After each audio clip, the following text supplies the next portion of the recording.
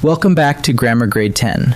This is Unit 1, Lesson 3, and today we're exploring pronouns, those handy little words that stand in for nouns. We'll meet four kinds: personal, possessive, reflexive, and intensive. By the end, you'll know exactly how each one works, and you'll have a simple test for the two that look alike. Let's begin. Let's start where every pronoun starts. What job does it do? A pronoun is a word that stands in for a noun. It can replace a single noun, a whole phrase acting like a noun, or even another pronoun. Why do we need them? Listen to a sentence built without them. Priya packed Priya's bag. Repeating the name like that sounds heavy, doesn't it? Now drop in a pronoun. Priya packed her bag. That one word, her, stands in for Priya's, and the sentence suddenly breathes. That is the whole point, a tiny word doing a full noun's work. Today we'll meet four families of pronouns: personal, possessive, reflexive, and intensive. First come the personal pronouns. These stand for specific people or things, and we file them by person and by number, singular or plural. First person is the speaker. I and me for myself alone. We and us for my group. Second person is whoever I'm speaking to. Just you. The same word for one listener or a whole crowd. Third person covers whoever or whatever is being discussed. He, him, she, her, and it in the singular, then they and them in the plural. Each of these points to one particular person or thing. Next, the possessive pronouns. Their single job is to show ownership, standing in for a possessive noun. In the first person, we get my and mine, our and ours. The second person gives us your and yours. And the third person brings his, her, hers, its, their, and theirs. Now, here's the rule I really want you to carry away. These possessive pronouns never take an apostrophe. Its, yours, hers, and theirs are all written straight through. The word its is the usual troublemaker. Keep it clear. ITS with no apostrophe means belonging to it, while IT apostrophe S is short for it is. Now to the reflexive pronouns. A reflexive pronoun is formed with the ending self or selves. The complete set runs myself, yourself, himself, herself, and itself.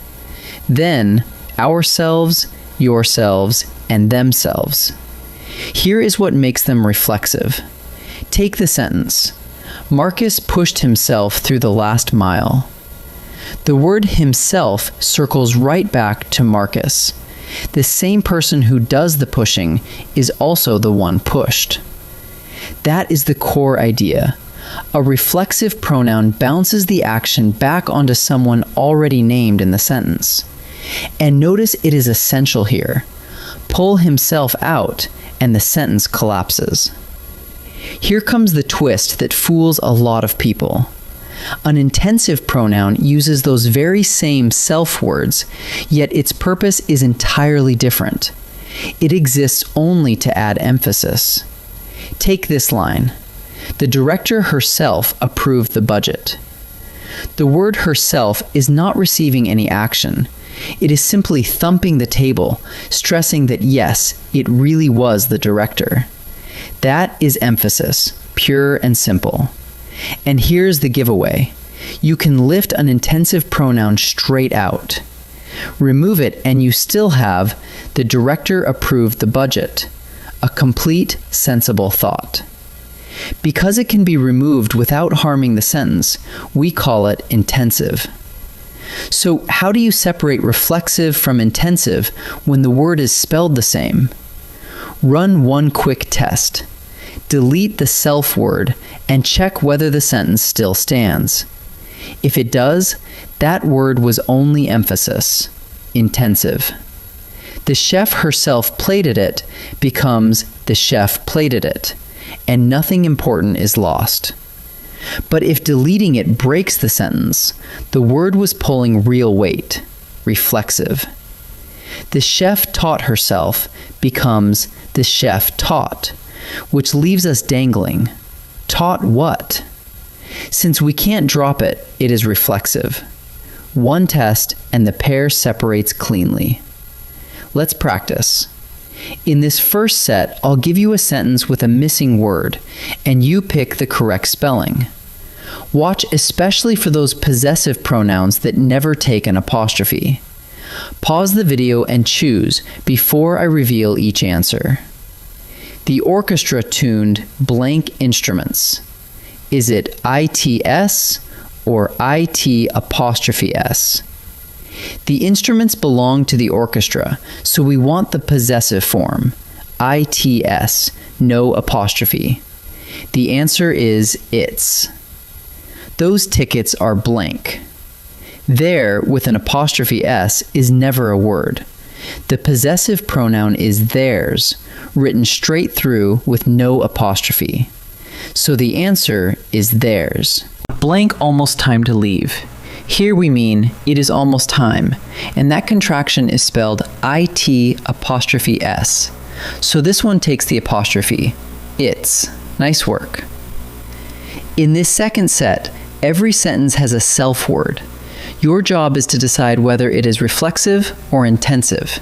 Remember the test. Try deleting it. Pause and decide before I answer. The senator himself answered every question. Run the test. Remove himself. The senator answered every question still works completely, so himself was only adding emphasis. That makes it intensive. Nadia taught herself to code. Take out herself and you get Nadia taught to code. Taught whom? The sentence needs that word, so it is doing real work. That makes it reflexive. We repainted the fence ourselves. Remove ourselves. We repainted the fence still stands on its own. The word only emphasizes who did the work, so this one is intensive. Let's bring it all together. Personal pronouns replace nouns by person and number, while possessive pronouns show ownership. And remember, they never take an apostrophe. Reflexive pronouns, formed with self, send the action back to someone already named in the sentence. Intensive pronouns borrow those very same words, but only to add emphasis. And whenever you can't tell them apart, delete the self word. If the sentence still works, it's intensive. If it falls apart, it's reflexive. Great work today in Grammar Grade 10. In the next lesson, we'll keep building on this. I'll see you there.